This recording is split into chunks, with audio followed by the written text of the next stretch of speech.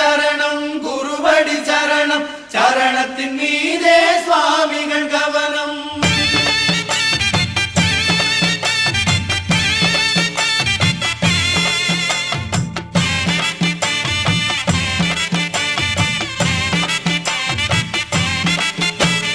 அஞ்சுமலைக்கு அதிபதி ஆன புலிக்கு அதிகாரி சேனை நடத்தி வரும் வேந்தருக்கும் அதிபதி வேறு என்ன சொல்லுவீரே அவர் வாழும் மலை சொல்லுவீரே வேறு என்ன சொல்லுவீரே அவர் வாழும் மலை சொல்லுவீரே